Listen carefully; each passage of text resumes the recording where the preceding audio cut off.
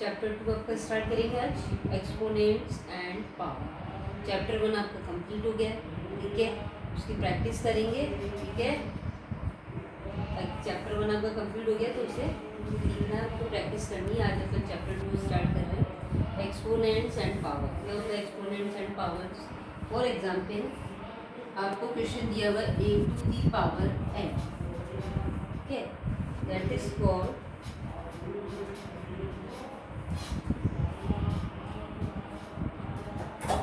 Question है a to the power n, ठीक है।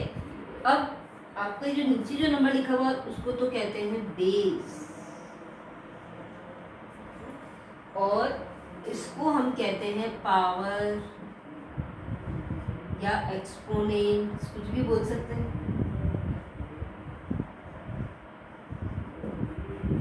पावर भी कहते हैं, एक्सपोनेंट्स भी कहते हैं।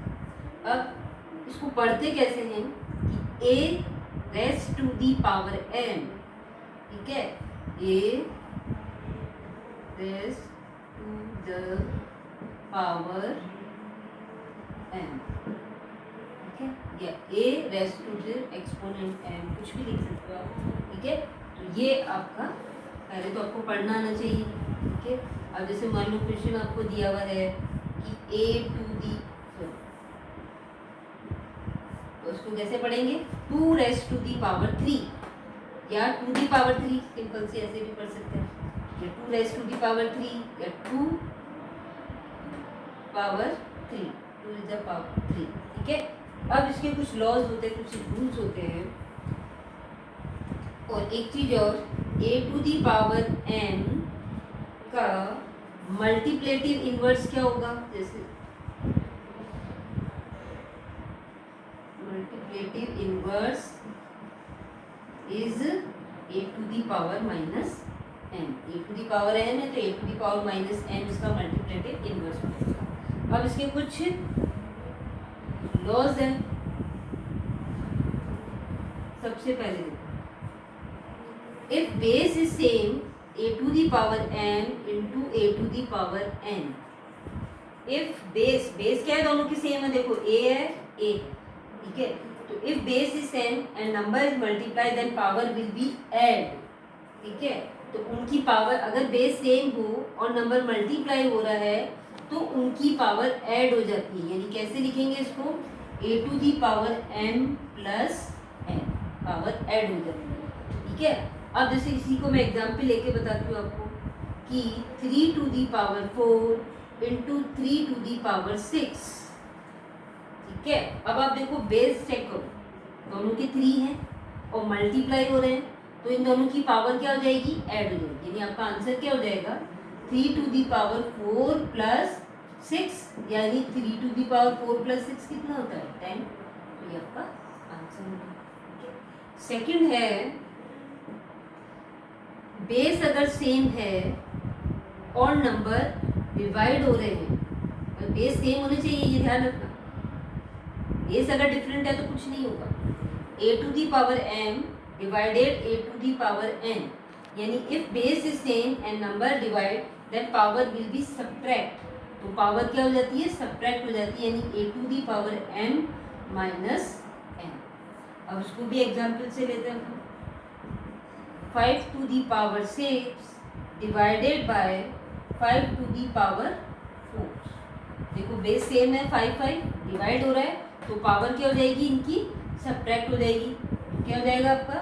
5 to the power 6 minus 4, that means 5 to the power 6 minus 4 2। ये आपका आंसर हो गया, ठीक है। तो मल्टीप्लाई में, डिवाइड में, ठीक है। अब अगर थर्ड देखो, आप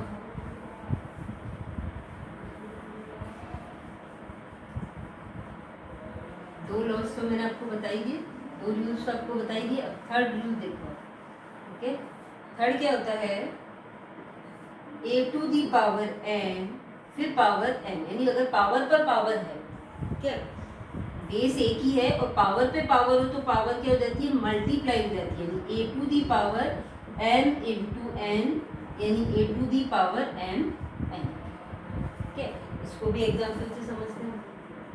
मान लो क्वेश्चन है 3 टू दी पावर 4 फिर पावर है 2, ठीक है, तो क्या हो जाएगा ये 3 टू दी पावर 4 इंटू 2 यानी 3 to the power 8 is your answer. ठीक है, फिर फोर्थ है किसी भी नंबर की पावर अगर 0 आ जाती है, नंबर कुछ भी हो, अगर उसकी पावर 0 है इज ऑलवेज 1, उसका आंसर ऑलवेज 1 होता है। नंबर कुछ भी हो सकता है आपका, 2 दी पावर 0 है तो भी 1 होगा, 5 टू दी पावर 0 है तो भी 1 होगा, 8 टू दी पावर 0 है तो भी 1 होगा। ठीक है, तो अगर किसी भी नंबर की पावर अगर 0 आ जाती है तो उसका आंसर हमेशा ऑलवेज 1 होता है, ये ध्यान रखना। ठीक है, अब यही रूल है आपके। ठीक है, और कुछ आएगा तो मैं आगे आपको बताऊंगी। अब एक चीज और,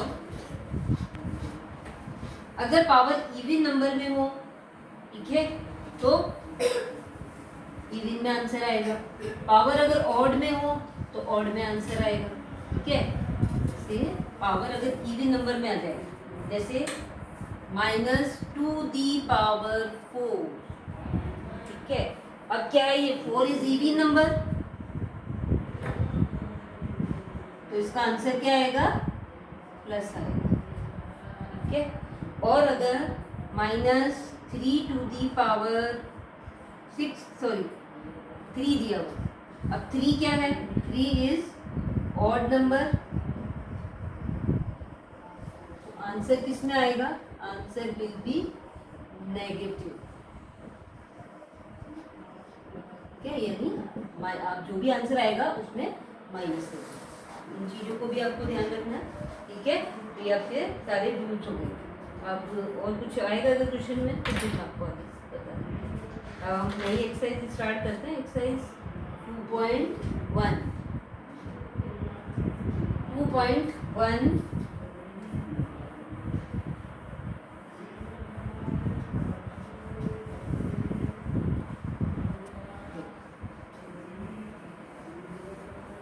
2.1 का फर्स्ट क्वेश्चन तो बहुत इजी है, आप खुद ही कर लोगे। Exercise 2.1 chapter 2। ठीक है, फर्स्ट क्वेश्चन है आपका, express each of the following product in the exponential form. Exponential form मतलब हमें पावर फॉर्म में लिखना है। फर्स्ट है आपका -2/3 into -2/3 into -2/3 into 1 2 3 4 5 6 time, 1 2 3 4 5 and 6 time आ रहा है, तो इसको पावर फॉर्म में, एक्सपोनेंशियल फॉर्म में लिखना है। तो -2/3 हाउ मेनी टाइम्स, 1 2 3 4 5 6 टाइम है, तो पावर होगी आपकी 6, ये आपका आंसर हो गया। ठीक है, इस तरह से आपको चाहे कुछ भी वैल्यू कुछ भी दे दे, कोई फर्क नहीं पड़ता है, इसी तरह से आपको करना है। जैसे बी वाला आपका 4 इंटू 4 1 2 3 4 5 6 7 टाइम है, 1 2 3 4 5 6 7 टाइम्स है, तो 4 टू दी पावर 7 आपका चलो नंबर जितनी बार मल्टीप्लाई हो रहा है उसकी एक्सपोनेंशियल या पावर हो जाती है। तो ये आपका फर्स्ट क्वेश्चन।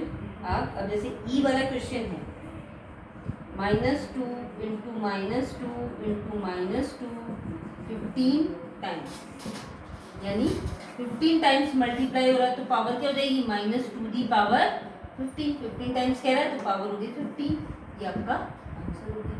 तो ये आपका एक्सरसाइज 2.1 का फर्स्ट क्वेश्चन कंप्लीट हो गया। नेक्स्ट सेकंड क्वेश्चन जो है वो हम अगली क्लास में स्टार्ट करेंगे।